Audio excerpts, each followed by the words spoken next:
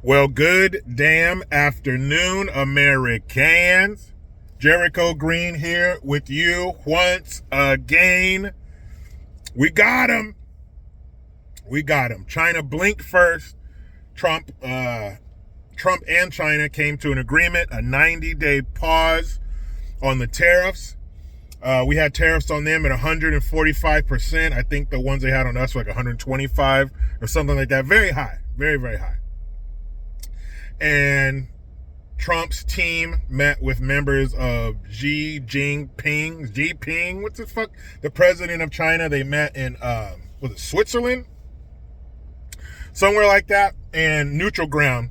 And they came to that deal. So, of course, it's not permanent. Like I said, it's only 90 days. But what does that mean? Is this a crack in the armor? Can I say chink in the armor? I'm going to say it because it's a term.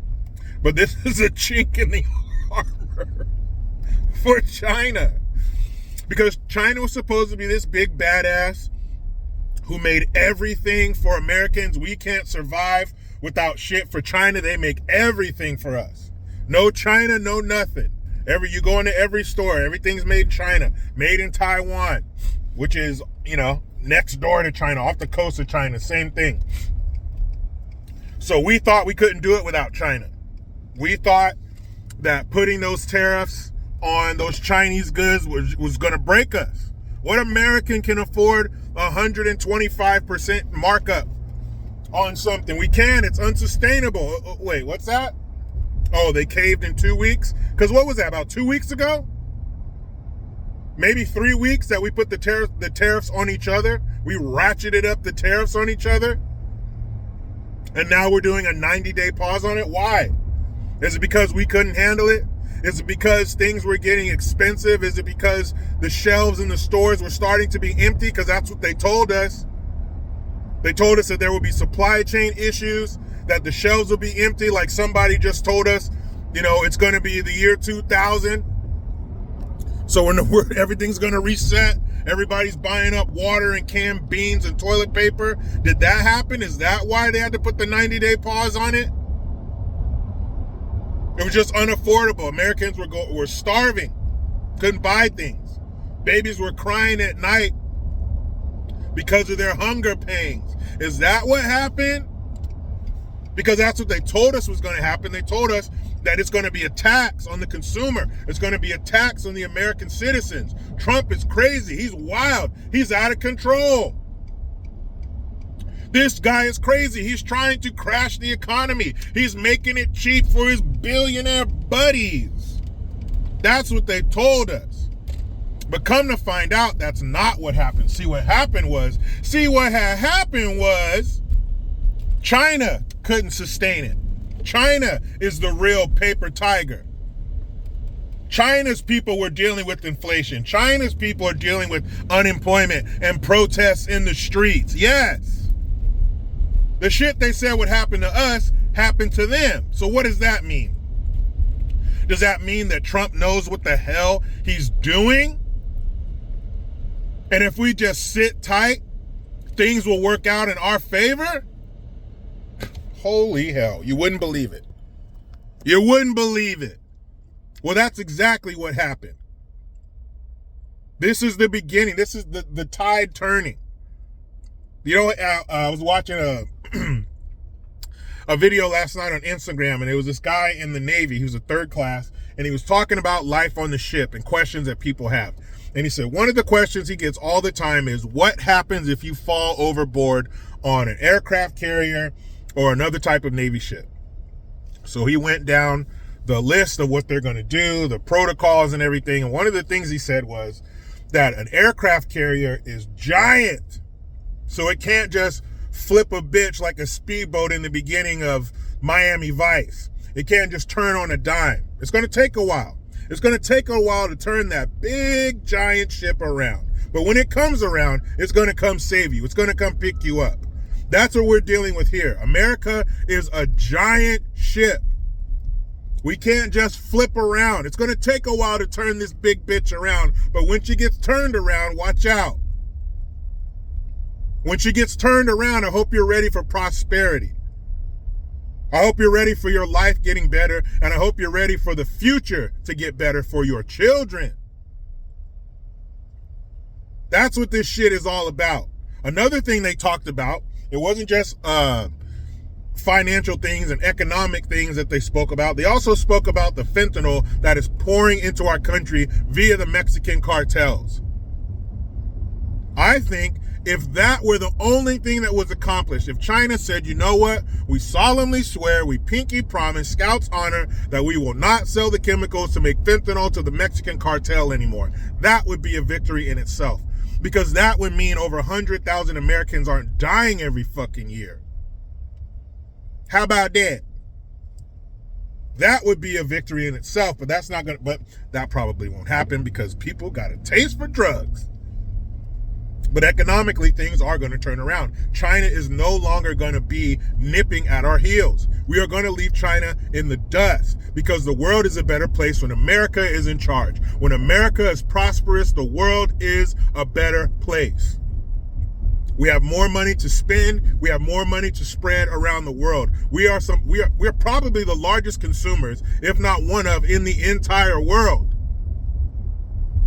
And another part of this deal that's going to be coming up, that they're going to make, is opening up the Chinese market to us. Because hold on a second. Everything we got damn near is made by teeny tiny underage Chinese hands. But we don't have anything from our country sold in your country. What kind of backwards shit is that? How come no president in the past said, "Roar"? They're doing what? We're buying all their shit, but they're not buying any of our shit? That's so elementary. That's so basic. If you told that to a room full of first graders, one of the kids would hold up his hands and say, "Boys have a penis and girls have a vagina." Just kidding. Wouldn't say that. But that would be cool if they did. That would mean that this grooming shit isn't working. But anyway, one of those little 6-year-olds is going to hold their hand up and say, "Wait a minute. So we buy all their stuff, but they don't buy any of our stuff? That's not fair." That's right, little imaginary 6-year-old who's smarter than everybody in our federal government. That's not fair. That's not right. And we have to get as close to fair as we can. And with this 90-day pause on the tariffs on China and them on us, we are still keeping a 30% tariff on them while they're keeping a 10% tariff on us. 10% I can deal with. 10% is doable. But there has to be some reciprocity. You can't have us bent over the economic barrel and we don't ever get a turn on you. That's not right.